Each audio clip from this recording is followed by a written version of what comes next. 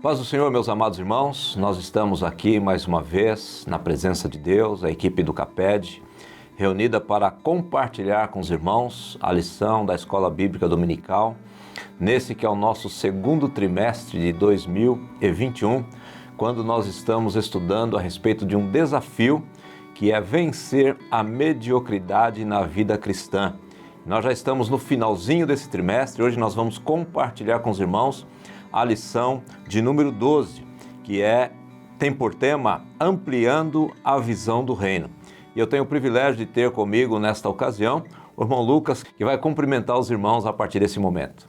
Paz do Senhor, queridos, é uma honra poder estar com os irmãos, partilhando desta oportunidade para juntos nós comentarmos, falarmos a respeito da Palavra de Deus, das experiências, e ampliar a nossa visão em relação ao crescimento do reino de Deus que o Senhor nos incumbiu, de propagar o reino, levar a palavra do Evangelho. É uma honra.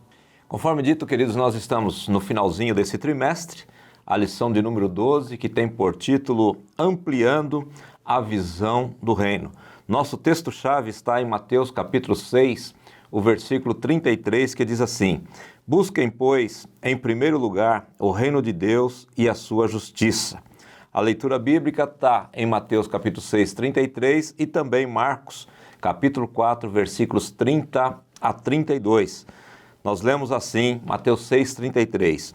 Busquem, pois, em primeiro lugar o reino de Deus e a sua justiça. Marcos capítulo 4, versículos 30 a 32.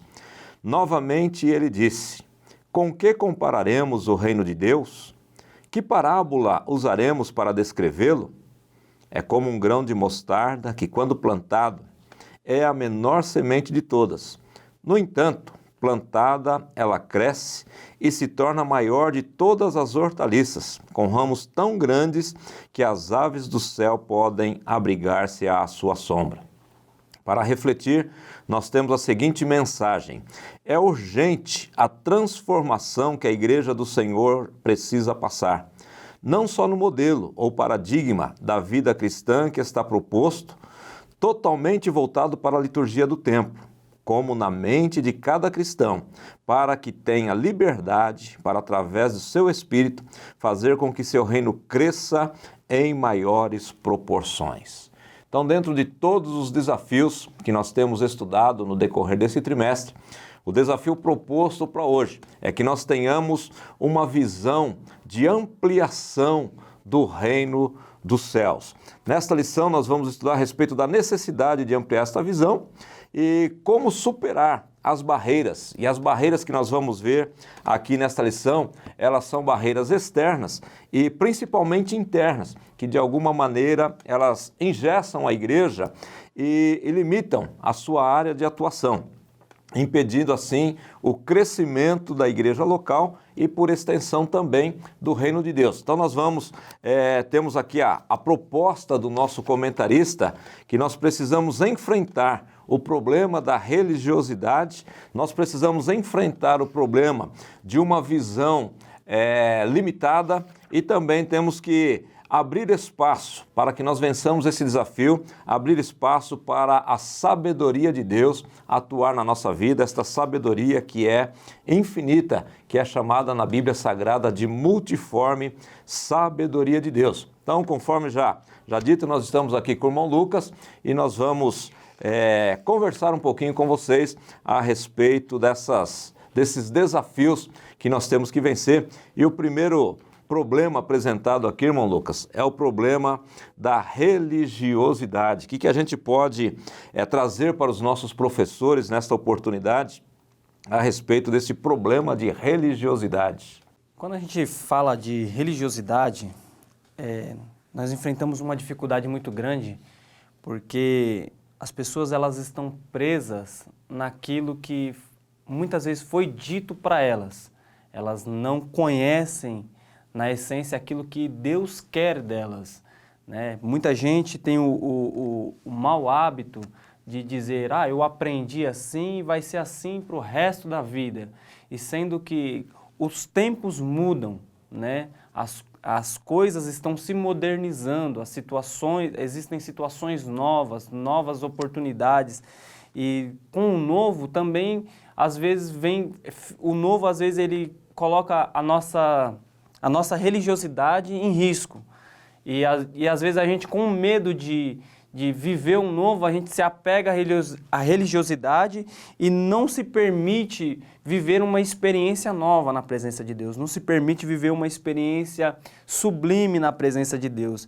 Então, o risco da religiosidade, às vezes, é reter muitas bênçãos que Deus tem para nós, porque estamos presos em paradigmas, em dogmas, estamos presos em coisas que às vezes não condiz com o que a palavra de Deus espera da gente. E é interessante, Lucas, que na maior parte das vezes não estamos satisfeitos com a situação, né? A gente percebe, a gente nota que estamos na mediocridade, né? Que é o desafio aqui, a gente sair da mediocridade. A gente percebe que a coisa não está fluindo, que a igreja, que o reino não está avançando, que a igreja não está desenvolvendo, mas ficamos naquela frase, né? Sempre foi assim, eu aprendi assim, sempre foi feito dessa maneira, e a gente fica na cisma, no medo, na preocupação de romper com alguns paradigmas. Claro que a gente precisa de ter modelo, a gente precisa ter padrão, a gente precisa ter os paradigmas, a gente precisa ter exemplos a serem seguidos, mas a gente precisa tomar cuidado para que aquele exemplo que a gente está seguindo não seja o limitador da expansão do reino, da expansão da igreja do Senhor Jesus Cristo, porque os paradigmas, eles têm essa capacidade de ser um muro, e esse muro não pode ser intransponível. Quando a gente fala de dogma, o dogma ele é um princípio fundamental para a fé cristã, ele não pode ser confundido com doutrina, né? A doutrina é diferente do dogma, o dogma às vezes é uma verdade que ela é expressa, que ela é apresentada, mas não é uma verdade absoluta. A doutrina não, a doutrina é sim uma verdade bíblica absoluta. O dogma, ele pode ser, eu até anotei aqui alguma coisa, que o dogma, ele pode ser um preceito estabelecido, uma opinião dada como certa, uma opinião como uma máxima, mas teologicamente é um ponto ou princípio fundamental de doutrina religiosa, né? Então, se a gente pegar o dogma como doutrina, tudo bem, mas o dogma como mandamento humano, como um preceito estabelecido e dado como certo por pessoas, a gente precisa fazer essa diferenciação, porque às vezes os dogmas, eles podem também, assim como os paradigmas, serem elementos limitadores de um crescimento da igreja do Senhor Jesus e impedir que a gente olhe para além dos muros, né, para além das quatro paredes da igreja e ficarmos, então, cerceados no nosso crescimento. Quando a gente fala de paradigmas e dogma, os modelos que nós tínhamos antigamente eram para situações que existiam antigamente. Existem coisas que deram certo antigamente que dão certo hoje, mas existem coisas que deram certo antigamente que hoje, infelizmente, já não dão mais certo, né? Se existe um modelo, um paradigma que eu entendo que deu certo no passado e que continua dando certo hoje, seria o modelo de Atos 2:42. De uma igreja que persevera na oração, na comunhão, no partir do pão, nas orações, né? Que tem temor, né? E os sinais e as maravilhas o seguem. Se a igreja tem que ter um paradigma, é esse, um modelo é esse. Esse é o modelo para que a igreja ela cresça, para que ela avança, né? Quando a gente olha para a igreja primitiva, para a igreja de Atos dos Apóstolos, ela era uma igreja que ela vivia totalmente na disposição do Espírito Santo, né? Quando a igreja ela ficou, não quis sair para Samaria, que ela ficou em Jerusalém, que veio a perseguição, que a igreja espalhou, a igreja entendeu que o foco, às vezes, é experimentar o novo mesmo, porque para um judeu falar com um samaritano, um bom comentarista diz que o judeu ele não lavava as mãos onde o samaritano lavava os pés.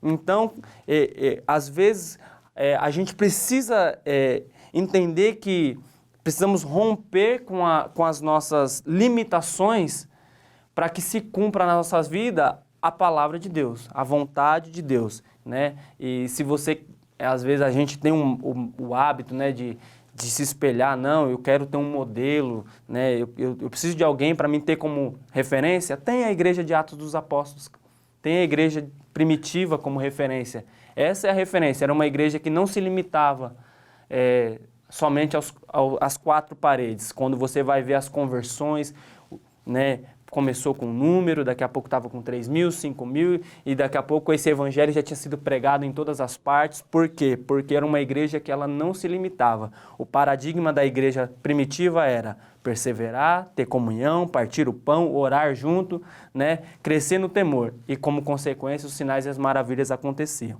Então, essa é uma... Eu entendo que esse seria um paradigma legal já que as pessoas têm muita dificuldade, né? Porém, a recomendação, né, do Espírito através do comentarista da lição não se prenda, né? Não se prenda a questões, a modelos, a padrão que não é um padrão bíblico. Pegando até um gancho aqui no comentário do Lucas, a igreja de Atos 2:42 é uma igreja que mantinha, assim, essa perseverança em todos esses aspectos de comunhão, de doutrina, de oração, de partir do pão. E a impressão que dá, Lucas, é que um pouquinho para frente essa igreja, ela começou a se prender e Jerusalém parece que estava muito bom, até que Deus permitiu que viesse a perseguição. E a gente vai ver ali em Atos 8, né, que a perseguição implementada contra a igreja, ela fez com que a igreja rompesse os limites que estavam estabelecidos talvez por ela mesma. E eu acho interessante essa colocação que você fez, que onde o judeu, onde o samaritano lava a mão, o judeu não lava sequer os pés, né? E a gente vê que o primeiro local da pós-perseguição foi justamente Samaria, né? Mostrando mesmo que a ampliação do reino, ela independe de regionalismo, ela independe dessa geografia que às vezes a gente estabelece. Então, é necessário sim, nesse tempo que nós estamos passando, que nós tenhamos uma visão ampliada do reino de Deus, que a gente não olhe só para dentro da nossa comunidade local, mas que Deus, ele possa ter liberdade de desvendar os nossos olhos, como diz o salmista no Salmo 119, desvenda os meus olhos para que eu contemple as maravilhas da tua lei, que nós possamos ir além, observarmos para além das paredes e podermos ser libertos, né? Libertos dessa limitação que nos é colocada. O Lucas fez uma colocação aqui no começo da fala dele, dizendo que a vida ela é muito dinâmica, que as coisas novas elas acontecem, e se a gente quiser viver coisas novas, coisas diferentes, a gente precisa fazer as coisas diferentes também. Se a gente faz sempre as mesmas coisas, vamos ter sempre os mesmos resultados. E às vezes essa insatisfação com o status quo que está a igreja, precisa mexer com a gente. E eu achei muito interessante essa revista que propõe um desafio para que nós saiamos da mesmice, para que a gente rompa barreiras, para que a gente vença, saia da vida mediana. Eu até fiz um comentário, Lucas, na nossa congregação lá no Jardim Sônia Maria, que tem algumas escolas que aprovam o aluno na média. Você tirou 5, você está aprovado. Mas as escolas mais exigentes, como é o caso do Reino de Deus, na média não passa. Você precisa ter no mínimo 7 para você ser aprovado em algumas escolas, né? E no Reino de Deus a gente não pode deixar por menos, achar que na média está legal. Nós precisamos, evidentemente, sempre melhorar. E o nosso comentarista coloca aqui como problemas a serem vencidos a questão de paradigmas que limitam e outra questão também de dogmas que não são doutrinas bíblicas, mas que são mandamentos e que às vezes engessam a gente também. E no terceiro ponto aqui do primeiro tópico, ele até colocou aqui entre aspas, né, a religiosidade que desliga o homem de Deus. E aí ele diz aqui no começo do comentário que o termo religião, ele vem do latim religare, que quer dizer reunir, religar, trazer de volta, né, aquela comunhão que o homem tinha com Deus, mas que a religiosidade, ela pode ser um desligamento, pode ser um fator de rompimento da nossa comunhão com Deus. Às vezes a gente está tão focado em ser religioso e não servo de Deus e não cristão, a gente foca em algumas situações e perde então a verdadeira comunhão com o Senhor, né?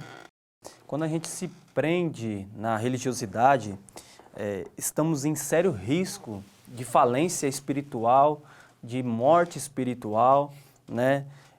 E às vezes estamos na igreja, estamos participando dos departamentos, estamos no corpo, porém somos um membro que no corpo já não tem mais utilidade. Faço muita coisa, mas não tenho utilidade para o corpo, não trago crescimento, não trago melhorias para o corpo, né? E às vezes a gente se prende cada vez mais em questões pequenas da religiosidade e acaba se abstendo das coisas grandes do reino, né? A gente se prende em coisas que Paulo vai escrever aos Colossenses, ele diz assim, Colossenses capítulo 2, que ninguém vos engane. Digo-vos essas palavras para que ninguém vos engane, porque ainda que eu esteja ausente no corpo, contudo no espírito estou convosco, regozijando-me e vendo a vossa ordem na vossa firmeza da vossa fé em Cristo. Mas o que chama atenção é o que ele vai dizer aqui, ó. Como recebestes, pois, o Senhor Jesus Cristo, assim também andai neles, arraigados e edificados nele, confirmados na fé. Assim fostes ensinado, crescendo em ação de graças. Tende cuidado que ninguém vos engane, tende cuidado para que ninguém vos faça por presa, por meio de filosofias vãs, sutilezas, segundo a tradição dos homens, segundo os rudimentos do mundo, e não segundo os de Cristo. Ele faz uma convocação para que a igreja se apegue àquilo que Cristo falou, aquilo que Cristo espera da igreja. E quando a gente se prende na religiosidade, às vezes a gente tapa os ouvidos para o que Cristo fala. E às vezes a gente se prende em filosofias, em palavras. Não, aquilo que falamos no começo, foi assim que eu aprendi. Não, deu certo a vida inteira, vai dar certo agora. E às vezes a religiosidade nos leva a ser neofóbicos, né? A gente acaba tendo medo do novo, daquilo que o Senhor quer proporcionar para a gente, né? E hoje, quando a gente olha para a nossa situação de igreja e olha para o que a Bíblia fornece para a gente crescer, a gente vê que a gente está parado, está estacionado, né? Estamos estáticos. Mas quando a gente começar a ler mais a palavra de Deus, ampliar a visão, pedir para que o Senhor nos mostre, a gente vai ver que às vezes a nossa própria religiosidade, estávamos dentro da igreja, mas a nossa própria religiosidade nos impediu de trazer crescimento para o reino. Quando a gente fala de religiosidade, e esse termo está sendo bastante utilizado ultimamente, na realidade, a religiosidade seria um simples cumprimento de rituais. Religiosidade seria transformar coisas importantes em rituais. Eu posso estar participando da ceia como sendo um mero ritual. Eu não estou dando a importância que tem a celebração da ceia. Eu posso estar indo para o culto sem dar a devida importância para o que é realmente um culto. Então eu estou religioso, estou cumprindo simplesmente com um ritual, como se eu estivesse ali cumprindo a minha obrigação semanal ou diária ou que seja mensal. Não sei qual a oportunidade que as pessoas têm de estarem servindo ao Senhor em comunidade, mas a religiosidade é simplesmente você ritualizar a sua vida, achar que por ter ido ao templo, por ter ido ao culto, a sua responsabilidade religiosa está cumprida, quando a nossa vida espiritual, ela precisa ser uma vida viva. A gente precisa valorizar cada momento, cada oportunidade que a gente tem de estar na presença do Senhor, seja em comunidade, no templo, seja em casa, ou onde quer que estejamos, e vamos fazer a nossa adoração ao Senhor, apresentar o nosso culto ao Senhor. Nós não precisamos ritualizar isso Às vezes a gente religiosamente realiza algumas coisas, mas não está vivamente vivendo aquele momento. Então isso é a religiosidade. É eu participar de um ensaio, eu participar de uma reunião, eu cantar um hino. Às vezes eu posso cantar um hino porque a letra está no meu subconsciente, eu cantei, mas nem sei o que eu cantei.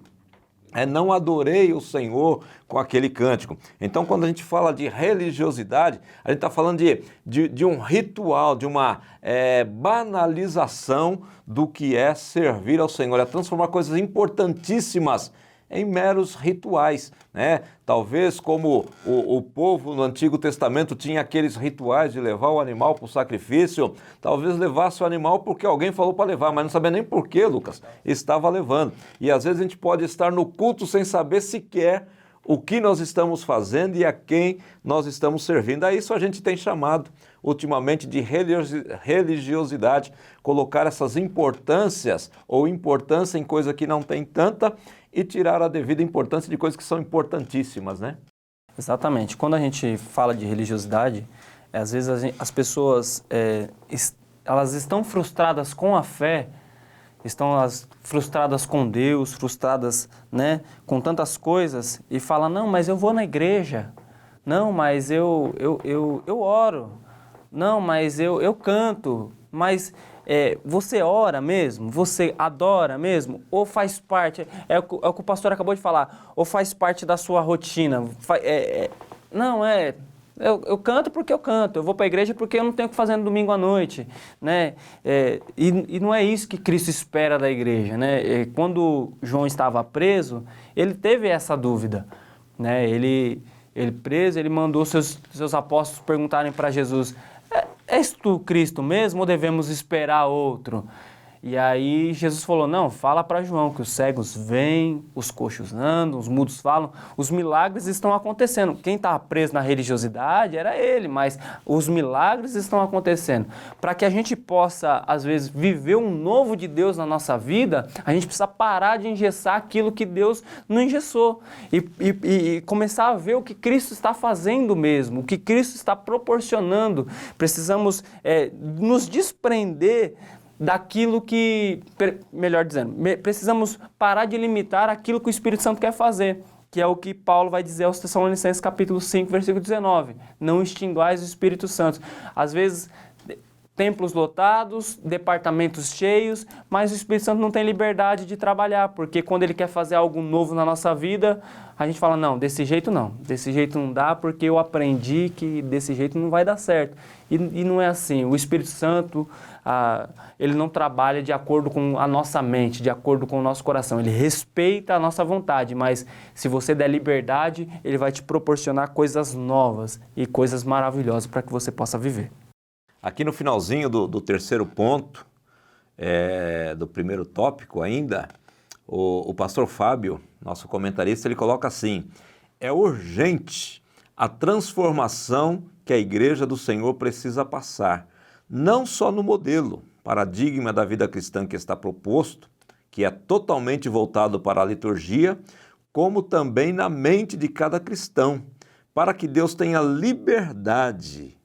Imagina só, para que Deus tenha liberdade e possa, por meio do seu Espírito, fazer com que seu reino cresça em maiores proporções, como ocorreu em grandes momentos de avivamento da igreja ao longo da história, incluindo, como fruto de um deles, o nascimento da Igreja Assembleia de Deus. A gente precisa perder o medo do novo. O Lucas até chamou aqui de neofóbico, né? O medo do novo. A gente precisa perder esse medo porque é lógico que a gente precisa tomar cuidado com algumas inovações que são às vezes forjadas em ambientes que não são cristãos, né? E às vezes querem ser introduzidas em nosso meio. A gente precisa tomar esse cuidado, né? Com as novidades, entre aspas, que podem aparecer, mas a gente não pode ter medo do novo, de uma experiência com Deus. Fosse assim, o evento famoso da Rua Azusa não teria acontecido, quando os irmãos eles se dispuseram a buscar a Deus em oração e ali Deus começou um grande mover que deu origem a um movimento de avivamento fantástico do qual nós somos fruto, né? A nossa igreja, nós como crentes em Cristo Jesus, nós somos frutos desse grande avivamento que foi algo totalmente novo, que chamou muitíssimo a atenção ali na região de Los Angeles, nos Estados Unidos, que despertou a atenção de muita gente, que vinha gente de muito longe para ver o que estava acontecendo ali, que era algo novo, proporcionado pelo Espírito Santo de Deus. Então nós precisamos, como o Lucas citou aqui, 1 Tessalonicenses 5, que nós não podemos de forma nenhuma extinguir ou cercear a liberdade do Espírito Santo de Deus. Ele precisa ter liberdade de agir e de atuar na nossa vida, porque quando o Espírito tem liberdade, ele faz movimentos maravilhosos que na nossa vida e que de forma nenhuma contradizem a palavra de Deus. Então nós precisamos tomar cuidado com as novidades, e aí eu boto entre aspas novamente essas novidades, mas não podemos ter medo de uma ação do Espírito Santo fazendo algo novo na nossa vida. Quando a gente fala de novidade, o que tem causado muitos problemas, Pastor Paulo, é que tem muita gente confundindo modernidade com mundanidade. E isso aí tem trazido prejuízos muito grandes, né? Quando você fala de se libertar de uma mente religiosa, tá te chamando, às vezes, a experimentar. Há algum tempo atrás, nós jamais pensaríamos que, por um período de meses, a igreja só seria alcançada através da internet, né? Eu ainda cheguei a pegar uma época que nós não podíamos ter televisão em casa. E na mente religiosa aquilo ali era a caixa do capeta, mas hoje nós vivemos um tempo que nós temos televisão às vezes até dentro do templo, data show. Isso é modernidade, né? O que nós não podemos trazer é o mundo para dentro da casa de Deus, mas a modernidade, né? A visão para uma estratégia para ganhar almas, né? Tudo isso é válido, tudo que foca no reino de Deus, que foca em ganhar almas, alcançar o cativo, né? Que foca em curar o enfermo, em propagar o nome de Jesus Cristo, isso é válido. Agora, aquilo que foca em trazer vanglória para o homem, isso aí pode ser que você esteja trazendo o mundo para dentro da igreja. Muito bem, meus irmãos. Então esse foi o primeiro tópico da nossa lição e a gente vai falar um pouquinho agora, dentro da mesma linha, evidentemente, no segundo tópico, que fala de uma visão limitada, de uma visão fixada, às vezes no passado, né? O comentarista colocou aqui a mesma visão de sempre. E aí ele vai colocar uma das limitações da nossa visão, ou da expansão da nossa visão, como sendo a liturgia. E ele coloca aqui, o formato do nosso exercício de fé tem se limitado às 4 paredes do templo, com atividades somente litúrgicas, só coisas focadas ali dentro da nossa igreja. São ensaios de vários departamentos, os quais ocupam vários dias da semana, os outros são destinados aos cultos, os departamentos mobilizam a igreja para festividades e cultos específicos, mas, e aí ele frisa aqui, tudo isso acontece dentro do templo.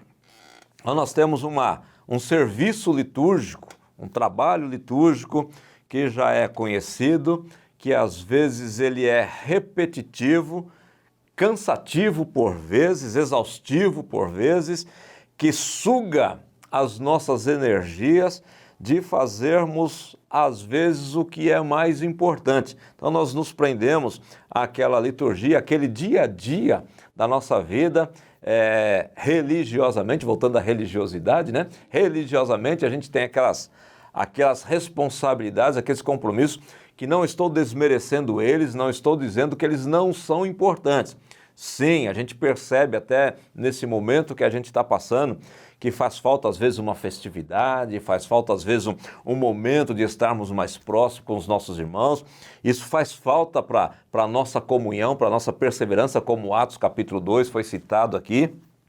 Isso é muito importante para nós, só que não pode tomar todo o nosso tempo e sugar todas as nossas energias, Lucas. Exatamente. Às vezes a gente fica tão preso nessa questão litúrgicas, ensaios, né? O culto começou, tem que ser daquele formato, porque se foge um pouquinho do formato, a pessoa fica em zona de desconforto, né? Mas a igreja, ela não é um organismo engessado. Ela não pode ser dominadora do Espírito. Muito pelo contrário, o Espírito é quem domina a igreja, é Ele quem dirige o culto, é Ele quem dirige a vida da igreja, né? E às vezes a gente se perde tanto tempo com tantas coisas trancado dentro de 4 paredes, que se a gente ampliasse um pouquinho, uma vez que nós estamos falando de ampliar a visão do reino, se a gente ampliasse um pouquinho a visão do reino, 2 horas que às vezes a gente perde no ensaio ou fazendo qualquer outra coisa dentro das 4 paredes, se fosse evangelizando, fazendo um culto doméstico dentro do lar de alguém, o resultado seria muito mais proveitoso, até porque foi para isso que a igreja foi chamada. Igreja é eclésia chamados para fora. Nós não podemos nos limitar a 4 paredes, a fazer somente aquilo que nós estamos acostumados, aquilo que nós estamos nos limitamos a fazer. Paulo aos Coríntios, ele vai dizer que o Espírito deu dons a todo mundo, né? Uns dom de curar, outros dons de profetizar, para cada um foi dado um dom. E ele diz assim, ele termina dizendo, e a manifestação do Espírito é dada a cada um para o que for útil. Ou seja, todos nós temos utilidade dentro da igreja. Tem muitas pessoas que se limitam a ser só mais uma voz no departamento. Tem muitas pessoas que se limitam a ser só mais... eu acho uma expressão muito feia que diz, eu sou membro de branco. Não existe isso. Você foi chamado para ganhar alma. Nós fomos chamados para libertar o cativo. Nós fomos chamados para proclamar o evangelho do reino, né? Nós fomos chamados, às vezes, até para edificar dentro da igreja mesmo. Porque tem muitas pessoas que estão... sofrendo do nosso lado e a gente não se permite ser utilizado pelo Espírito Santo para curar o irmão que está do lado. Então, às vezes, fugir um pouquinho da liturgia nos permite ampliar a visão e ver que perto e longe tem pessoas precisando que nós utilizemos, né, a graça, o dom que nos foi dado, né, o presente para levantar quem está caído, para curar quem está enfermo. Muito bem, queridos. A liturgia é uma coleção de normas ou de formas ritualistas prescritas visando a adoração pública. Então, assim, a liturgia, ela é importante, nós precisamos ter, quando nós nos reunimos, hinos, nós precisamos ter oração, nós precisamos ter leitura da palavra, ministração da palavra, tudo isso, mas não dentro de uma forma engessada e previamente prevista. Claro que a gente precisa de organização e como pastor, a gente sempre pensa como é que nós vamos direcionar o culto, que é a parte que nós fazemos, mas nós não podemos engessar esse ritual, essa liturgia, se, por exemplo, o Espírito Santo quiser inverter a coisa e falar, não, aqui quem manda sou eu. Não, a liturgia ela não pode ser um limitador do agir do Espírito Santo na nossa vida. E conforme o Lucas disse aqui, como membros que somos do corpo, cada um de nós tem a sua utilidade. E precisamos buscar, dentro do contexto da expansão, da ampliação da visão do reino, nos posicionar. Onde é que eu sou útil? Nenhum daqueles que estão no reino é inútil. Não existe servo inútil dentro do reino de Deus. Se é inútil, então não está no reino. Se está no reino, não é inútil.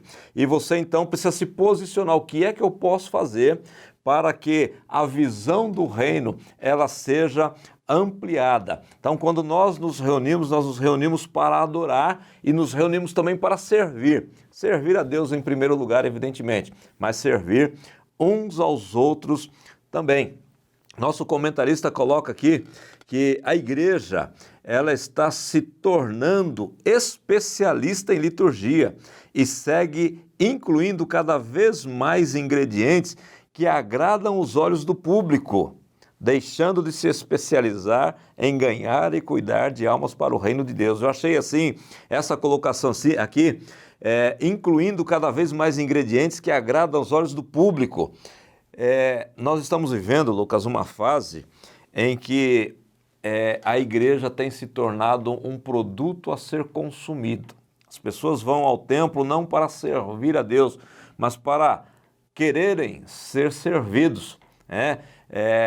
Hoje eu não recebi nada. Na realidade, nós fomos para entregar. A gente recebe alguma coisa no culto porque nós servimos a um Deus bondoso demais, maravilhoso, que Ele nos dá.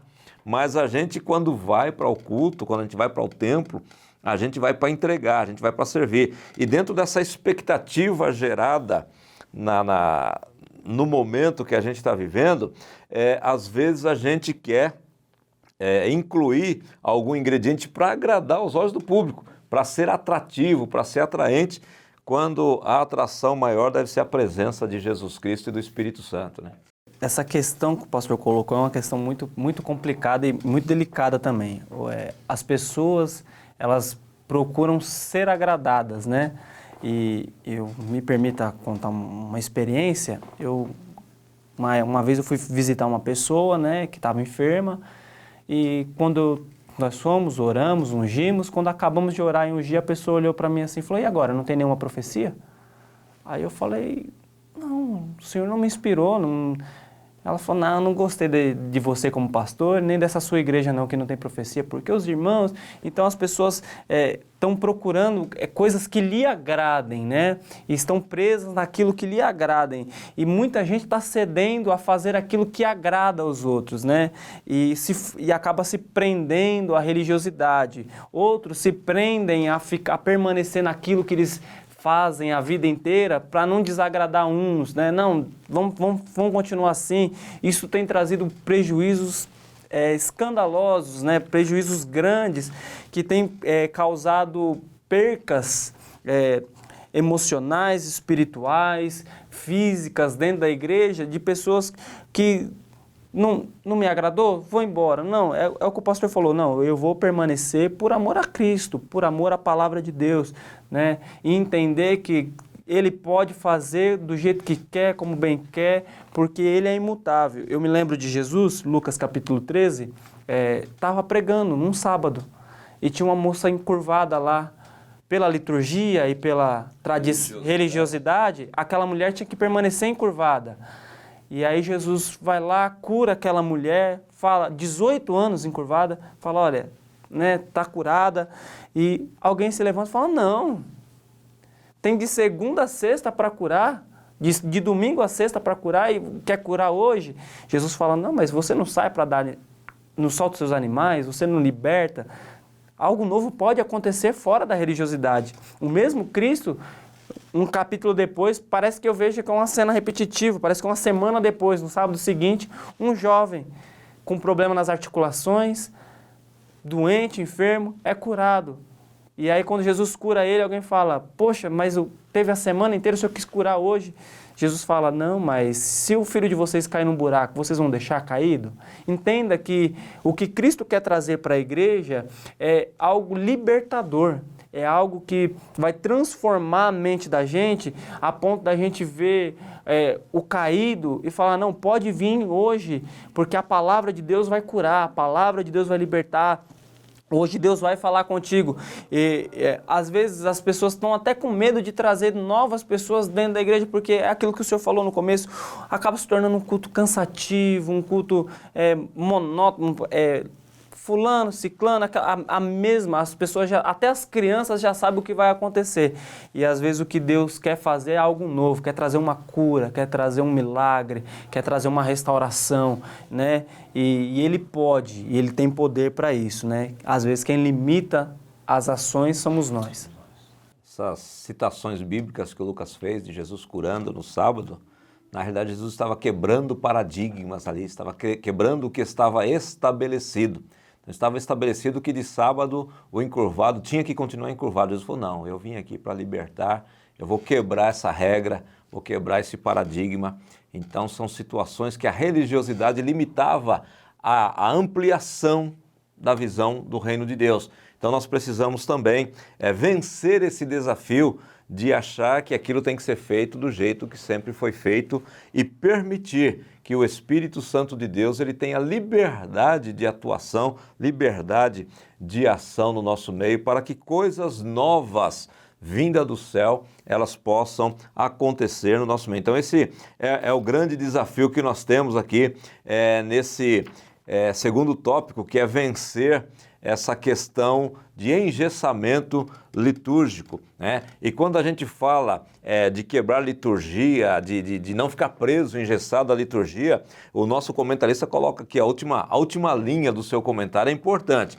Ele está dizendo que isso não quer dizer que a excelência em apresentar algo ao Senhor tenha que diminuir. Quando a gente fala de ensaios, de investimento ou perda de tempo em algumas situações, a gente está falando dos exageros, meus irmãos. Porque sempre que a gente vai apresentar alguma coisa para Deus, tem que ser com excelência. Tanto é que o tema da nossa revista desse trimestre é buscar a excelência. Deixar a mediocridade é você focar na excelência e cada dia procurar melhorar a sua disposição em servir ao Senhor. Então, buscar a excelência é exatamente sair da mediocridade. Então, essa frase que ele coloca aqui, nessa última linha, que isso não quer dizer que a excelência em apresentar algo ao Senhor tenha que diminuir. Claro que não. A excelência é algo que a gente está buscando, é algo que a gente está primando, e este trimestre está nos desafiando justamente a isso, a buscarmos a excelência no serviço cristão. E aí, como remédio para tudo isso, para essas dificuldades, tanto dogmática quanto de paradigmas, como de liturgia engessada, o nosso comentarista coloca aqui no terceiro tópico que Deus, ele tem uma sabedoria infinita e compartilha conosco essa sabedoria para que nós possamos vencer os desafios, tanto dogmáticos quanto de paradigmas, quanto de liturgias engessadas, através da graça, da sabedoria de Deus, que está, segundo ele aqui, revelada na forma como a igreja cresceu, tão estruturada desde seu início e chegou até hoje aqui. Então, a orientação aqui, Lucas, é para que nós buscamos em Deus a sua infinita e gloriosa sabedoria. Quando a gente busca conhecer a Deus e a sabedoria, é interessante que o sábio ele vai dizer em Provérbios, Provérbios capítulo 9, vamos ler aqui rapidinho. Provérbios 9, capítulo 9, versículo 10, ele diz assim: o temor do Senhor é o princípio da sabedoria. Só que ele vai concluir dizendo assim: a ciência do santo, a prudência. E observe que o santo ali está escrito com santo maiúsculo, está falando da ciência de Deus, né? Ela traz a prudência. É interessante isso porque às vezes a gente erra, perece, aí cumpre o que está escrito no texto de Oséias, que por falta de conhecimento, porque não conhece. E às vezes a gente não conhece o que Deus projetou para a gente não conhece o que Deus espera da gente, a gente não conhece os planos de Deus para a gente. E às vezes a gente até confunde, né? Eu já ouvi às vezes as pessoas usarem a expressão assim: eu vou orar de madrugada porque de madrugada a fila é menor, né? Porque o texto está escrito assim: os que me buscam de madrugada me acharão. Mas o texto não está falando de buscar a Deus, está falando de conhecimento. Quem busca conhecimento de madrugada encontra, porque a mente está livre, a mente está tranquila, você não está preocupado com as coisas do dia ainda. E às vezes a gente não busca conhecer a Deus, a vontade de Deus, a gente não busca conhecer a ciência de Deus e peca por falta de prudência, peca por falta de às vezes, porque teme ao homem e não teme a Deus, né? É a exortação que Paulo vai dar a Timóteo, que a gente não deve temer ao homem, mas tem que temer a Deus. Então esse cuidado é um cuidado que a gente tem que ter. Buscar conhecer a sabedoria, a multiforme sabedoria de Deus, a graça de Deus, né? É necessário que nós entendamos o que Deus quer da gente, né? Pela palavra. Conheçamos, é interessante que a gente procure saber o que Deus espera da gente, né? Deus espera mais de mim, Deus espera mais de você que está nos ouvindo, né? E às vezes a gente se limita, fica limitado naquilo. Não, Deus espera que eu só levante, vou para a escola dominical de manhã e para o culto à noite e tal, e o resto da semana Deus não espera. Não, Deus espera algo novo da gente. E como que eu vou saber o que Deus espera de mim? Buscando conhecer a vontade dele pela palavra dele. Importante a gente observar que Lucas acabou de dizer que Deus espera mais de nós. Mas Deus ele não tem uma expectativa de algo melhor de nós por causa de nós, por causa da nossa capacidade, por causa do nosso conhecimento, por causa da nossa estrutura, não. Dentro desse tópico aqui, da multiforme sabedoria de Deus, Deus, através da sua sabedoria, ele concede dons aos homens. Ou seja, ele dá capacidade ao homem, dá capacidade a nós. Então, o desafio aqui é nós buscarmos na sabedoria de Deus estes dons que ele já disponibilizou, essa capacitação que ele já nos deu. Deus ele não tem uma expectativa além daquilo que ele proporciona para nós. Ele só espera que nós façamos algo melhor, que nós vençamos a mediocridade, porque ele nos capacita para isso, porque ele nos dá condições para isso. Diz aqui que ele nos dá dons ministeriais, nos dá dons espirituais, não para que a gente simplesmente diga, olha, eu sou pastor. Mas e aí? Deus me deu o dom, e o que eu estou fazendo com esse dom? Em que eu estou servindo melhor ao Senhor através dos dons que Ele me deu? Então a sabedoria de Deus, ela é dada. Lucas diz assim, olha, quem tem falta de sabedoria, peça para Deus, porque Ele dá e não lança em rosto. Ele dá liberalmente, deliberadamente a quem o buscar. Então a multiforme sabedoria de Deus quer dizer as muitas maneiras de Deus agir, de Deus trabalhar, de Deus capacitar, de Deus orientar, de Deus dar condições para que as pessoas possam servi-lo melhor. Então a expectativa, a esperança, como disse o Lucas aqui, é que Deus espera mais de mim, espera mais de cada um de nós, pelas condições que Ele disponibilizou para cada um de nós. Tem uma pergunta aqui, Lucas, que eu achei interessante, que o comentarista, o pastor Fábio, colocou. Ele colocou assim, ó, Deus se limitou na história e recusou sabedoria aos homens, ou os homens deixaram de buscar a sabedoria e se acomodaram no modelo proposto de fé, deixando de lado a responsabilidade no corpo para o edificar e fazer crescer como o reino de Deus? Foi Deus quem se limitou, de não deu mais, de fechou as comportas, ou foi o homem que se desinteressou de buscar? Você, como professor da escola dominical, como é que você está? Como é que nós estamos? Deus se limitou ou a gente que se acomodou? Ah, tá bom, o que eu tenho, o que Deus já me deu, o que eu já recebi de Deus, tá bom demais, né? É claro, e aí ele coloca que é necessário que você busque sua posição no corpo e saiba a sua missão de vida em Deus e em seu reino. Então Deus ele não se limitou, né, Lu? Não se limitou. E é triste isso, porque há uma carta muito grande de muitas coisas que Deus proporciona ao homem, mas nós nos limitamos. E o que é mais triste é que muitas pessoas, elas... vamos falar, nós estamos falando para professores, tem professores que só pegam a revista e a lição para ler só quando eles vão dar aula. Ele está se limitando, né? E às vezes outros só preparam um louvor para cantar quando o pastor avisa que ele vai ter oportunidade para louvar. Espera aí, será que Deus, o comentarista falou, Deus ele tem muitas coisas para nos proporcionar, ele não se limitou, ele não fechou as comportas, mas às vezes a gente se limitou pelas oportunidades, né? Não, eu não canto mais, eu não ensaio mais, não, eu não prego mais, eu não leio a Bíblia mais, e eu não faço isso como forma de exercer ministério, não, eu faço isso como qualidade de vida. Faz parte de mim, né? Entenda que a gente não precisa de 4 paredes nem de um microfone para exercer o reino, a obra de Deus no reino. Não, nós só precisamos ter fôlego. E o resto, a gente precisa colocar para fora tudo aquilo que o Senhor colocou dentro do nosso coração. Maravilha! E aqui nós vamos caminhando para o final do nosso comentário. O comentarista aqui ele faz um paralelo, né? A finitude humana e a sabedoria de Deus, como nós já dissemos aqui. Deus ele espera algo melhor de nós, mas não por causa de nós, porque nós somos finitos, nós somos limitados, nós somos falhos. Eu fico às vezes pensando, Lucas, naquela expressão do apóstolo Paulo. Eu admiro muito o apóstolo Paulo, e não só por causa do nome, tá? Pelo que ele representa para o reino mesmo.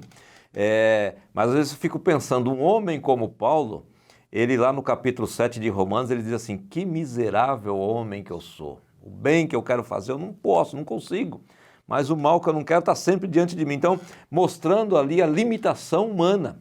Mesmo um homem do naipe, da dimensão, do tamanho do apóstolo Paulo, ele era limitado também. Ele dependia da graça infinita e da sabedoria de Deus, assim como cada um de nós. Você, professor, você é finito, você é limitado. E não se diminua por isso, mas se coloque sempre na dependência de Deus para que Ele, na sua multiforme sabedoria, continue te ajudando, continue te dando graça, capacitando, para que você sempre seja um professor cada dia melhor. Você possa se esmerar dentro daquilo que Deus tem te dado, para que você seja sempre melhor. Então essa comparação que o pastor Fábio faz aqui na finitude humana e na sabedoria de Deus. E aí, no terceiro ponto, ele faz uma proposta, que nós precisamos romper barreiras, que é o desafio de ampliar a visão do reino. Ou seja, nós não podemos permitir que essas barreiras que têm sido colocadas aqui ao longo dessa lição, que você, professor, vai comentar com seus alunos, que é a religiosidade, que são os dogmas, que são os paradigmas estabelecidos, que essa limitação litúrgica que às vezes a gente tem, essas barreiras elas não podem ser impedimentos, elas precisam ser rompidas e é o desafio que nós temos no decorrer desse trimestre. A ideia é que quando chegarmos no final da 13ª lição, nós estejamos aqui levantados como heróis, bravos e vencedores, que vamos romper aí as barreiras e vencer todos os desafios, Lucas. Exatamente. Romper as barreiras, às vezes, ela nos leva à zona de desconforto e de total dependência de Deus, né? Se não me engano, foi Josafá, que quando estava lá aflito por causa de uma guerra e tal, Deus falou para ele, não, faz o seguinte, põe os músicos na frente e os soldados atrás. E às vezes o que Deus espera da gente é exatamente isso, é que a gente confie na voz dele, confie naquilo que ele está pedindo para a gente, porque pela lógica sempre deu certo, né? Não, mas hoje Deus quer fazer algo novo, Deus coloca os músicos na frente, deixa o exército atrás, vamos ver o que vai acontecer, vamos experimentar o milagre de Deus, né? Não, nós vamos atravessar o Jordão, então primeiro vai o sacerdote com a arca, os levitas com a arca na frente, quando eles pisarem no Jordão, vai dar tudo certo, vamos experimentar, viver o que Deus quer da gente, né? Vamos experimentar, viver a proposta que Deus nos faz, né? E a proposta dele pra gente é essa, exatamente, que a gente rompa todas as nossas barreiras, os nossos preconceitos, as nossas limitações e aprenda a ouvir e a confiar mais na sua voz, a confiar mais nas suas vontades e a confiar e a depender daquilo que ele tem preparado para nós. Meus amados irmãos, nós estamos chegando aqui ao final do comentário dessa lição de número 12, baseado até nas últimas palavras do irmão Lucas aqui, do pastor Lucas, eu quero propor para você um desafio de levar os seus alunos, baseado até na passagem que ele citou aqui de Josafá, a ouvir a voz de Deus e atendê-la, por mais estranha que ela possa parecer. Porque imagina, Lucas, pensando nessa história do Josafá, nós estamos em guerra, Moabe e Amon e os da montanha de Seir, eles estão vindo. Eu não posso com o exército dele belicamente, vou cantar? Botar os cantores na frente, isso é estranhíssimo, irmão. Mas Deus, ele falou, Josafá ouviu e atendeu, esse é o desafio, é a gente ouvir e atender a voz de Deus, por mais estranha que possa parecer, se Deus está falando, nós estamos desafiados a ouvir e obedecer a voz de Deus, porque Deus, ele sabe o que está falando e nós muitas vezes não sabemos o que estamos fazendo. Deus, ele é poderoso. Então, esse é o desafio e agora queremos ouvir o irmão Lucas nas suas considerações finais também e nós já estaremos orando para finalizar este comentário. Amém. Então é isso, queridos, né? Não se limite, também não limite o que Deus tem para você, né? para você professor, para você aluno, para você obreiro. Não limite, né, a obra de Deus na sua vida porque você acha que aprendeu daquele jeito e tem que permanecer daquele jeito. Não, Deus tem coisas novas, Deus tem projetos para a sua vida, projetos para o seu ministério, para a sua casa e para a sua família, e só basta você ouvir e atender a voz de Deus, e Deus vai fazer grandes coisas na sua casa, na sua família, e você vai ver que o propósito de Deus para a sua vida é que você tenha uma visão ampliada. Amém, queridos? Nós vamos encerrar, mas eu queria deixar só 2 palavrinhas que o Lucas colocou aqui como finalização deste comentário. Modernidade sim, mundanidade não. Vamos aceitar o novo, desde que seja o novo de Deus para a nossa vida, para a nossa comunidade, para a nossa igreja e para que a gente possa verdadeiramente ampliar a nossa visão a respeito do reino de Deus e fazermos aquilo para o que fomos chamados, que é ganhar almas para o reino do Senhor. Que Deus em Cristo Jesus, Ele possa abençoar a sua vida poderosamente, como nós sempre falamos aqui, que você não fique somente com esta aula, isso aqui é só um auxílio ao professor, você tem a sua revista que você deve estudar ela com bastante carinho, você deve ter pelo menos mais de uma versão da Bíblia Sagrada para você comparar os textos, tenha em mãos um bom dicionário bíblico, um bom comentário bíblico, que isso vai te ajudar muito no preparo das suas aulas. E, além de assistir essa aula, eu gostaria que você compartilhasse com outras pessoas para que outros também pudessem ser edificados através do poder da palavra de Deus. Sim, nós vamos fazer uma oração, quero pedir ao irmão Lucas para que ore e nós estamos encerrando então este comentário. Amém? Vamos orar? Só antes de orar, só uma palavra que eu me lembrei agora, pastor Paulo. Sim, me lembrei das palavras do reverendo pastor Deiró de Andrade. Ele diz assim: não basta fazer a obra de Deus, tem que fazer a obra de Deus do jeito de Deus. Procure saber qual é o jeito que Deus quer que você faça a obra e você vai ver que grandes coisas vão acontecer na sua vida. Vamos orar? Senhor, nós te agradecemos, Senhor, por esta oportunidade. Te agradecemos, ó Deus, porque até aqui o Senhor tem nos ajudado. Senhor, abre os nossos olhos, tira as escamas, Pai amado, que nos impedem, ó Deus, de ver, Pai amado, tudo aquilo que o Senhor tem, ó Deus, para as nossas vidas, Pai. Senhor, que nós tornemos a levantar as nossas mãos cansadas e os nossos joelhos desconjuntados, Senhor. Nós queremos trabalhar para o Teu reino, queremos Te oferecer mais, Pai amado. Ajuda-nos, ó Deus, fortalece-nos na força do Teu poder, para que toda a Tua igreja, Pai amado, cresça vitoriosa, Pai amado, avance, Pai amado, triunfante, para a honra e glória do nome do Senhor Jesus Cristo. Amém. Amém, queridos. Que Deus vos abençoe em nome de Jesus.